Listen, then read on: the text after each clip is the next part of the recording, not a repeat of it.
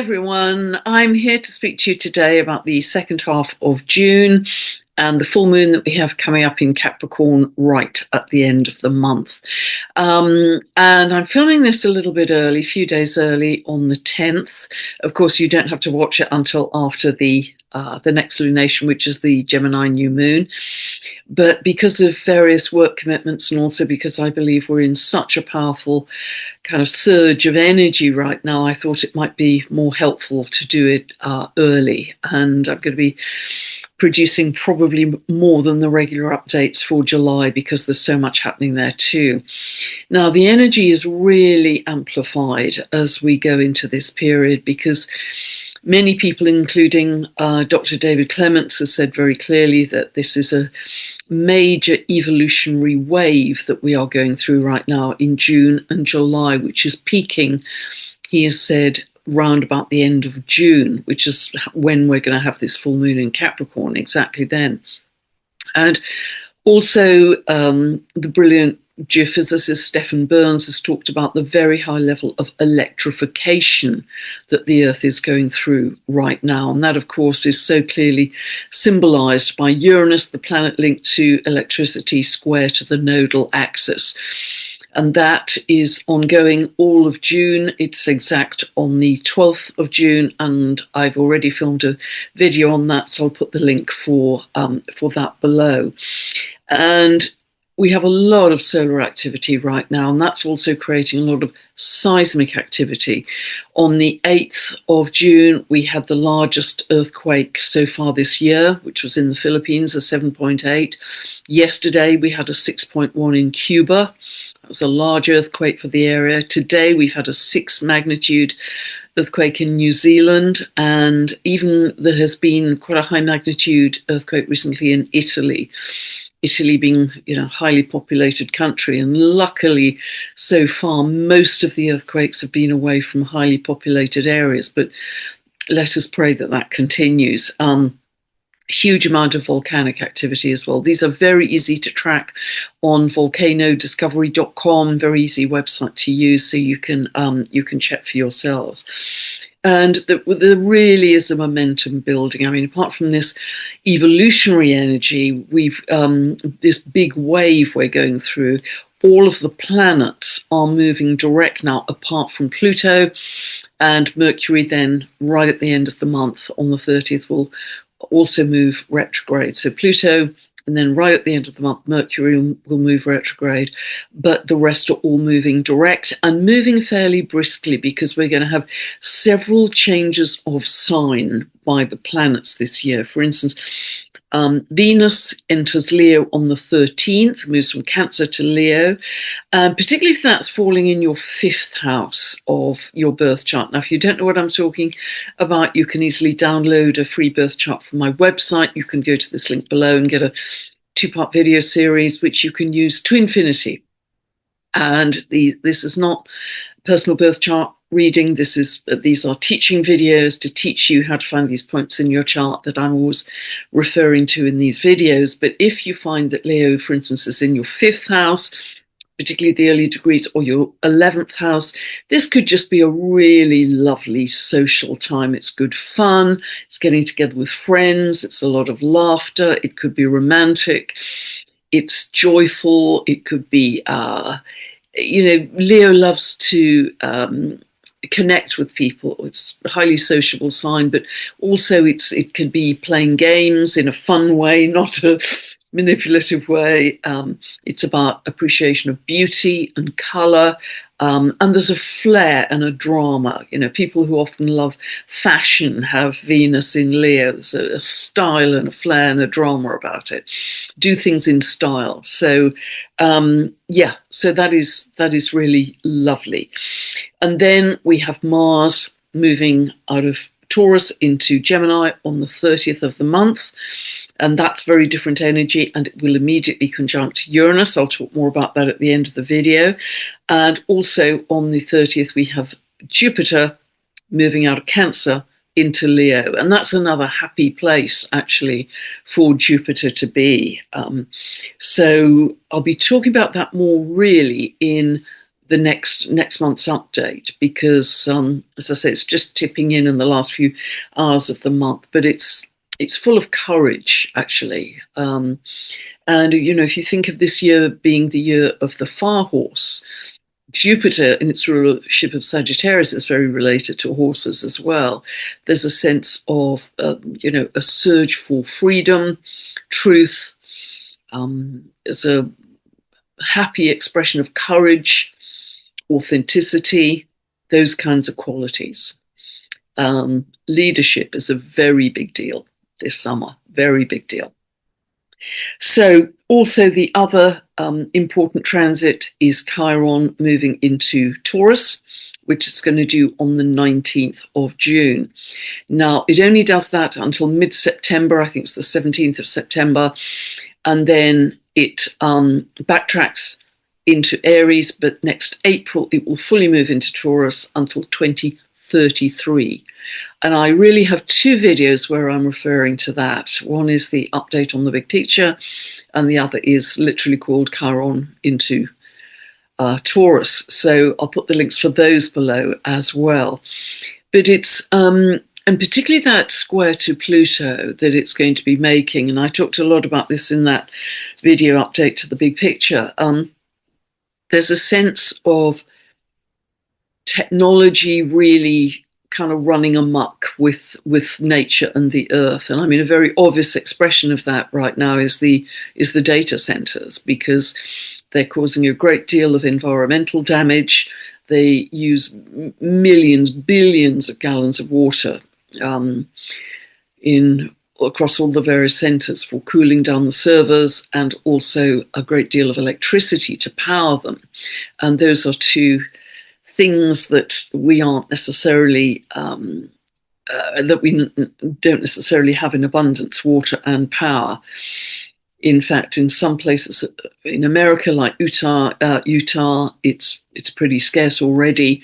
And in terms of power, often we're dealing with very old creaking power grids, and for the data centers to demand so much power to fuel them is kind of crazy, because often they're in areas where they're using up more power and water than the resident population of that area.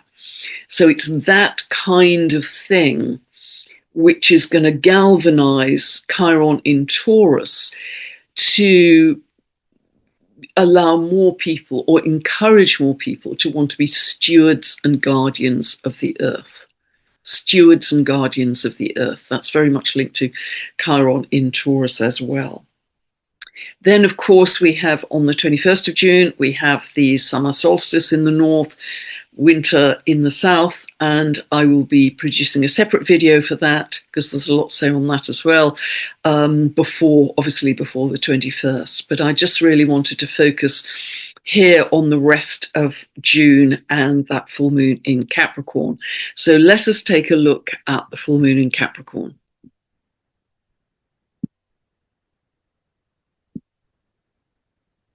Okay, now this is actually happening within GMT time, the last couple of minutes of the 29th of June, actually on the clock, because we're still in British summertime. It's just 2 minutes before 1 a.m. on the 30th, and anywhere east of us, Europe, etc., is going to be on the 30th. So just check your time zone as to where that's likely to fall, and see where it falls in your birth chart. This is going to be at 8:15 of Capricorn. So check in your birth chart to see where that falls, because typically a full moon is the peak of the moon cycle. So in the bright light of that moon, it can bring completion, closure,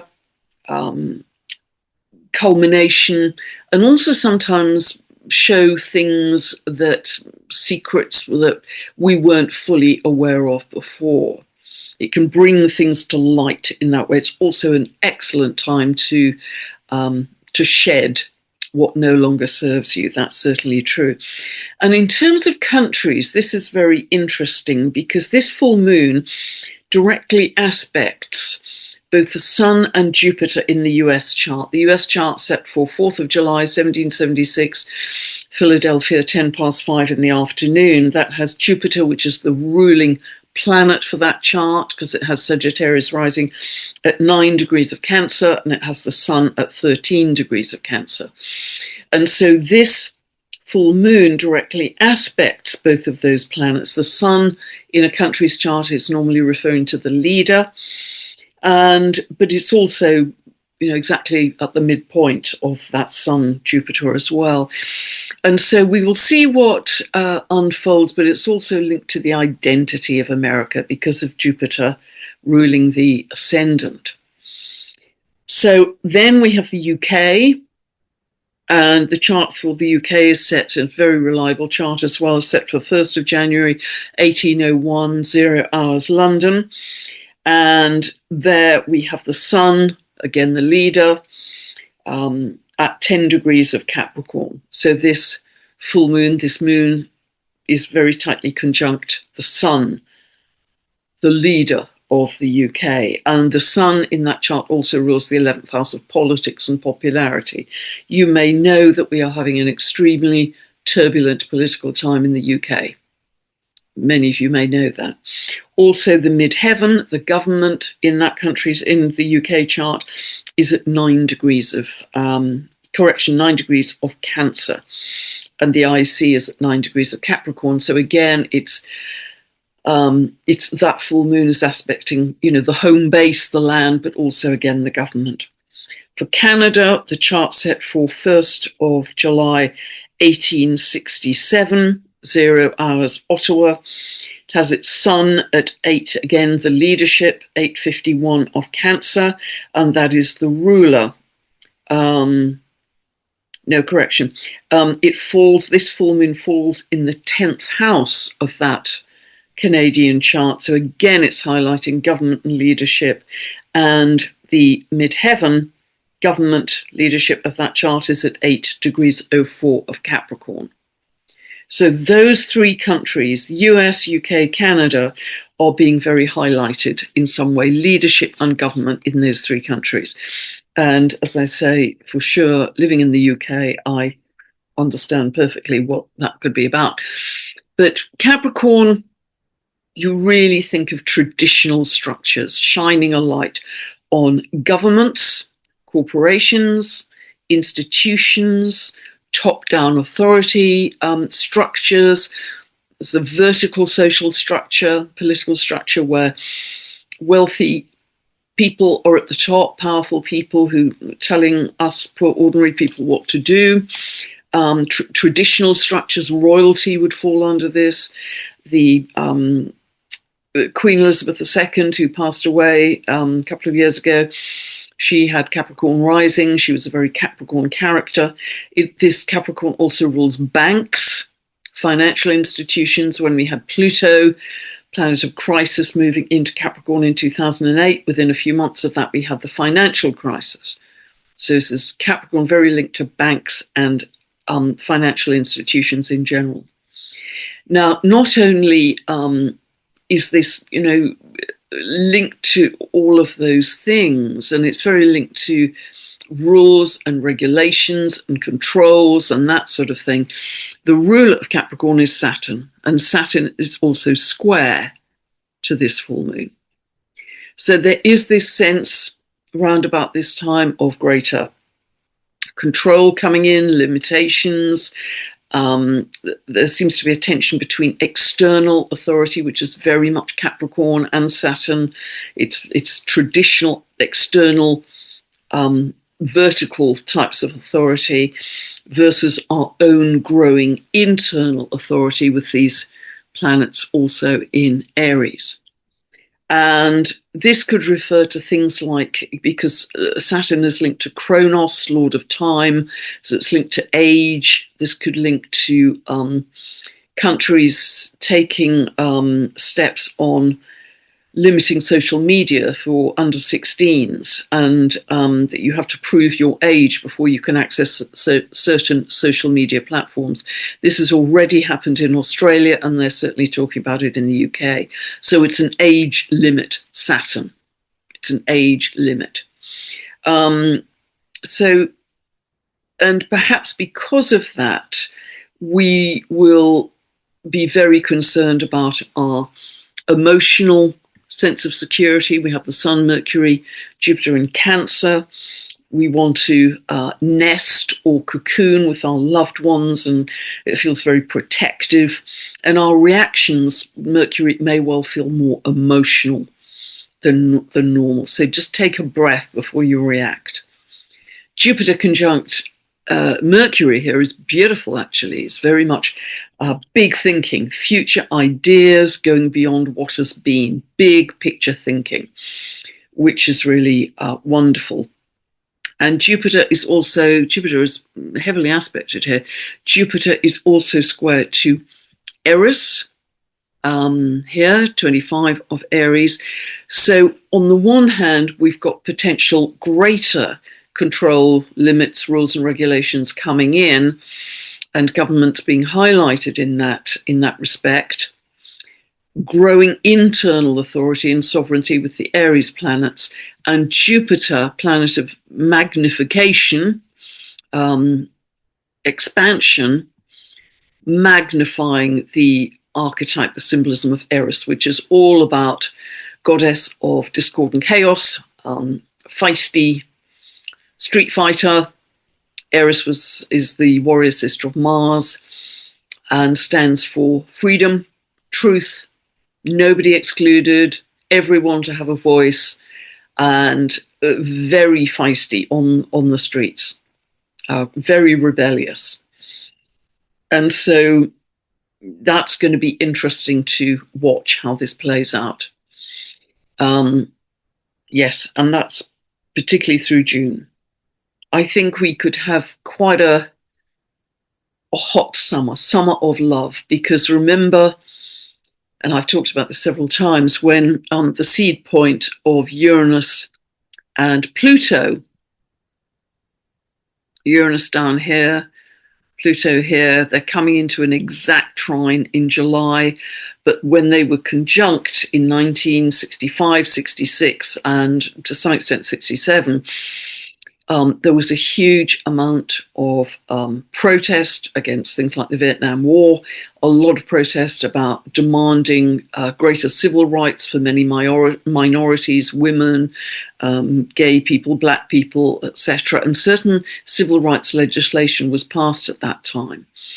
But it was a rebellious, revolutionary energy, lots of protests, lots of sit-ins, demanding peace and love, actually. And a very culturally rich time, but that's now coming to blossom. So I think we are going to have quite a revolutionary summer. And also remember, of course, this is one of the years in the decade when Pluto is out of bounds to the south, encouraging the power shifting to the people, Pluto in Aquarius.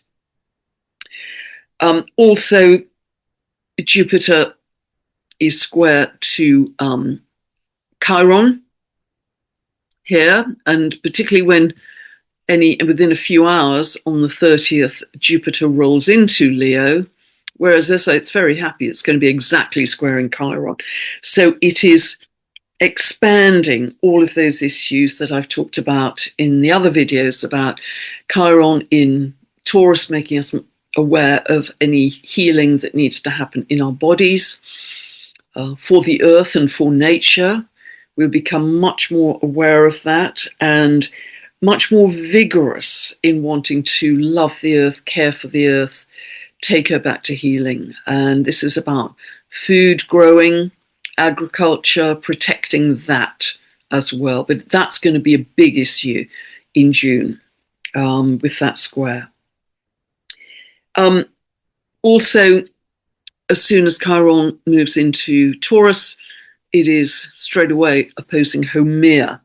Now, that is also highlighting the need for healing and regeneration for the earth. Remember that Homer is a very powerful regenerative principle, that in her fire goddess aspect, she was said to birth the 8 islands of Hawaii. And I've talked a lot about the principle of Homer potentially bringing up new land masses.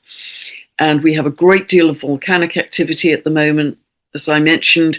And for instance, a new landmass is beginning to appear off the coast of Papua New Guinea. There will be others, because it's a very eruptive energy at this time. I mentioned the earthquakes, volcanoes, very, very frequent at the moment. So, yes, just be aware of that. And also, of course, Uranus, planet of earthquakes, being in very tight quincunx to Haumea, really highlights that seismic activity as well. So, and also, of course, Mars energizing. Mars is the planet which brings energy, energizing Uranus. That is likely to further activate that whole seismic principle. And with this Mars-Uranus conjunction, this could bring in sudden cutouts, very good word, disruptions and cutouts, good words for Uranus in communication, in the internet, in aviation, some kind of sudden cutout. It could be power grids going down, some kind of electrical surge like a coronal mass ejection or a solar flare. And that surge, that electrical surge, of which we're getting many at the moment, could really knock some communications systems out, Gemini. So that's very, very lively, but also not to forget that Mars at that position of 0 Gemini actually has a beautiful side, because the brightest star in the Pleiades, Alcyone, is at 0 of Gemini. And this is very linked to divine feminine energy. Some people feel that she is the third eye of the cosmos, and this will enable us to see more clearly, see more truth. Uranus also is the piercing sword of truth, and brings with her a very strong sense of spiritual purpose and a shift of consciousness to higher realms. And Mars coming onto Alcyone really puts energy and focus onto her. And that's beautiful. So, you know, we can choose where to put our focus, as I've said many times. So Jupiter is already opposing Pluto here. It will do so more clearly in sign by within a few hours on the 30th. This starts to bring up, and I'll talk about this much more in July updates, but issues around leadership, how leadership is in our modern world, issues around entitlement, grandiosity, bringing royalty into the picture too, and recognizing that because the power is shifting to the people and this greater sense of sovereignty, recognizing we need a very different kind of leadership going forwards. This full moon is actually forming a cardinal grand cross. And a cardinal grand cross is very dynamic because it's initiatory. So I think we're going to see a lot of new beginnings, this new surge in energy. But we're in a number 1 year, numerologically, we're in the year of the fire horse. Even though this is a full moon, which is the peak of the moon cycle, there is a lot about initiation here. So I just love the way that this full moon is bringing in some of the very important dwarf planets into this cardinal grand cross. Because we've talked about the kind of 3D aspect of this full moon, you know, the governments, the corporations, the institutions, the banks, etc., potentially more rules, regulations, constriction, that kind of thing at that 3D level. However, there's a whole different level here, a whole different layer, because the moon, full moon here, is less than 1 degree, just a few minutes away from the dwarf planet Ixion. Now, Ixion, I love Ixion, actually. Ixion, you might remember, is the lawless brother of Pluto. In his negative expression, he can murder without remorse or compunction. And I think we can certainly see how that's playing out in society. But in his positive expression, and I'm quoting Alan Clay's words here. I had a recent conversation with Alan Clay, you can find on my channel, about Ixion. And Alan has produced a very short book on Ixion, which I recommend because it's very quick to read and it really captures the essence of Ixion. Just to give you a sample, if you haven't heard that yet, I'll put the link for that below. Prince Harry at birth, Prince Harry at his midheaven, which is his visibility in the world, his career, his work in the world, and it's the parental axis, of course, has Ixion tightly conjunct his MC. I think that tells you all you need to know, really, doesn't it? Because this is about the symbolism is about being audacious and asking the question, are the rules we're playing by the right ones? Are the rules we're playing by the right ones? It's totally authentic, has the courage to challenge the old system, and actually creates change by doing that. And so the symbolism incorporates passionate spiritual wisdom where Ixion decides to opt out of mainstream society and rules and regulations and just follow his bliss and find joy by following his bliss on his own path. And that will lead to his personal spiritual mission. I love Ixion as an archetype. So isn't it interesting that at this full moon, which is all with Capricorn squared by Saturn to do with rules and regulations, here we have Ixion in tight conjunction with the moon, reinforcing not only Mars conjunct Uranus, energizing revolution and rebellion, Jupiter square to Eris, magnifying feistiness and rebellion. You know, it's very clear that that secondary theme is really clear. The moon is also tightly conjunct the dwarf planet Quawa. And Quawa is, Alan Clay calls Quawa spirit consciousness. It's a higher octave of Jupiter. And what Quawa likes to do is, well, firstly, there's a recognition that a price has to be paid for the chaos, but that we should never create from chaos, that we should raise our frequency in community. The Quawa's big deal around community. We raise our frequencies through song and dance and joy to manifest from that higher level. So there is spirit, Alan Clay feels, with Quawa in everything, spirit in everything, rocks, everything. It's a kind of pantheism, if you like. They are all square to Makemake, at 10 degrees of Libra. And Makemake I've talked about before, the creator god of the Rapa Nui people on Easter Island, a strong regenerative principle as well, along with her mare. Alan Clay feels that Makemake represents sacred consciousness, a higher worldview, that everything is one organic consciousness.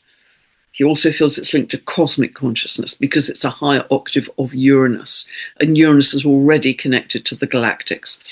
And you'll remember, it isn't just a myth, it's history, that Easter Island was kind of pillaged and exploited by the European sailors and pirates who brought disease and rats and chopped down all the trees and destroyed the ecosystem. And at one point, there were only, I think, 111 inhabitants left on Easter Island.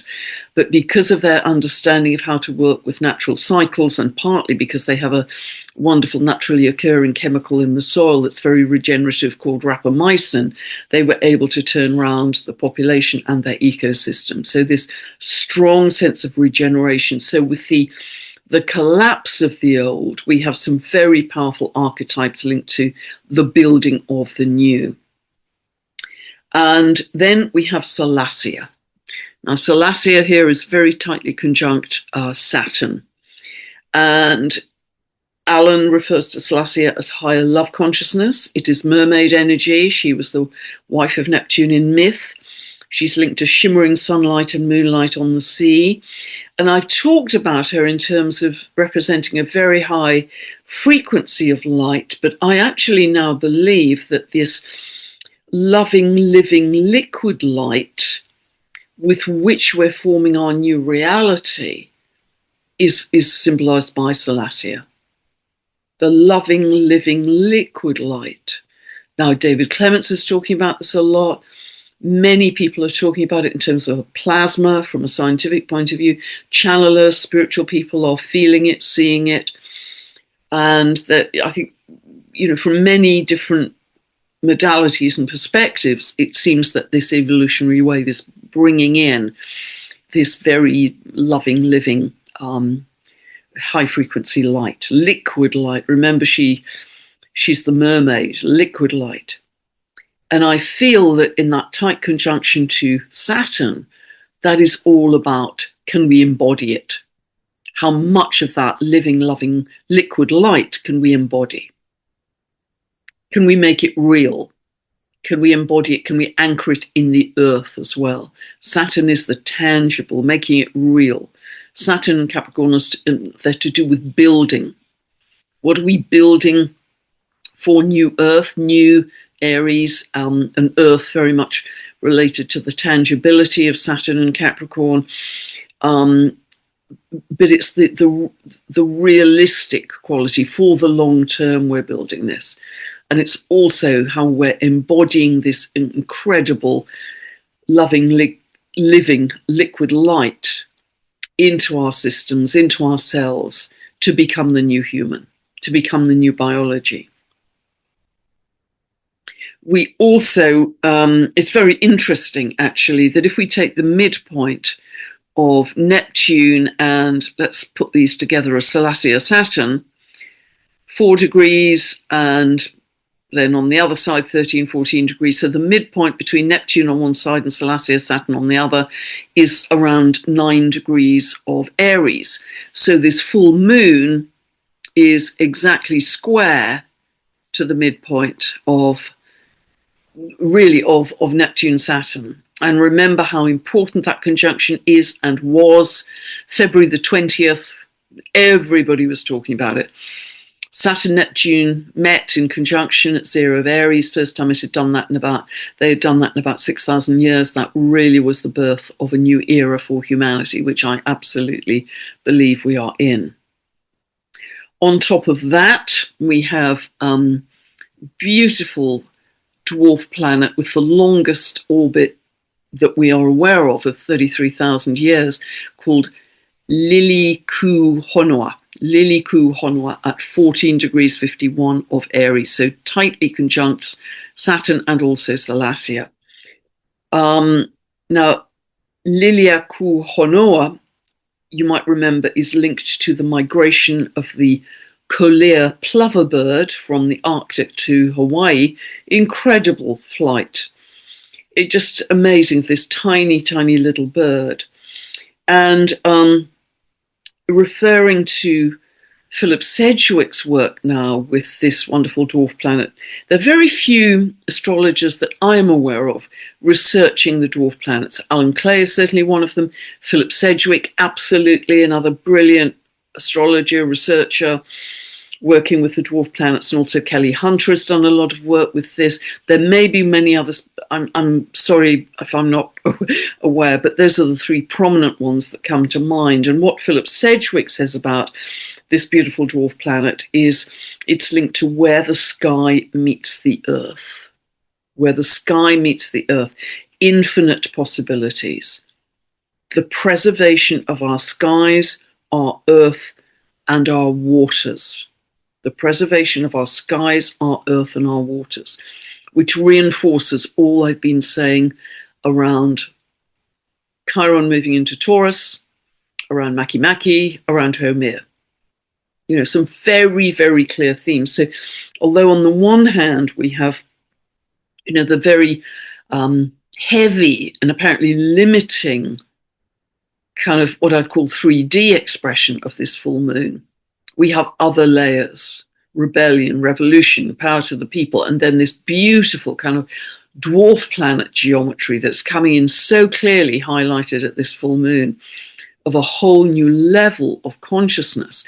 And, which end of the stick are you going to focus on? Are you going to focus on the violence, the repression, the poverty, the war, that end of the stick, the fear? Because if you do, that will just become larger in your reality. It's very simple how it works. You get more of what you think about all day long. Or are you going to take this opportunity to focus on this incredible symbolism of the dwarf planets that really is offering us they are offering us a higher octave of consciousness. And if we can focus on that, we start to make those archetypes much more real in our day-to-day reality. You know, we are the creators here. We are creating in every moment from the invisible. And even if something, there isn't even a whiff of something existing now, we can make it happen. We get together, particularly in numbers, we can create that. You know, we are really just at the beginning of discovering our power with this. Now, also, the Sabian symbol for the discovery degree of Lili Ku Honua, the Sabian symbol is a person successfully expressing themselves in two realms at once. A person successfully expressing themselves in two realms at once. So this really is signaling our multidimensionality. And of course, that is linked also to Sedna being conjunct Uranus in Gemini. They are both linked to multidimensionality in all the ways I've spoken about in previous videos. So this really is, you know, some very strong suggestions here of the birth of a different kind of biology and a different kind of being as we go forwards. But we have to take the opportunity, embody the energy, embody the light in moving forwards. And I'd just like to end really with the Sabian symbol for this full moon. Sabian symbol, and you always round up to the next degree to look at the Sabian symbols, and I think I'll stop sharing here. So the Sabian symbol for 9 of Capricorn is an angel carrying a harp. An angel carrying a harp, the integration of the earthly and the divine. The capacity to bring harmony, beauty, and inspiration into the material world. Spiritual awareness to guide your practical responsibilities. Now, Capricorn and its ruler Saturn are all about our practical responsibilities and what we have to tend to and what we're building for the long term. But there is a sense of really angelic inspiration at this full moon in Capricorn. So we are just moving into this crescendo of energy, as I say, in July. Everybody's going to be talking about it. And when you start to see the chart, the charts, they're showing several for July, even if you're not an astrologer, you can instantly see the symmetry and the harmony in the geometry of these outer planets, which is unique and remarkable. And that promises, you know, a very different future, but we have to take the opportunity. We have to focus on it. We have to work with it. We have to make it part of our day-to-day reality, as opposed to dragging in all the old baggage on a ball and chain. So it makes it much more difficult to create a very different future, which is sitting there ready for us to fully embody and encapsulate. So I hope that's helped you, and I'm going to be back very soon. I'm going to be talking to Alan Clay on Monday about several things, actually, and they are always great discussions with Alan. So I hope that's helped you. God bless. Bye for now.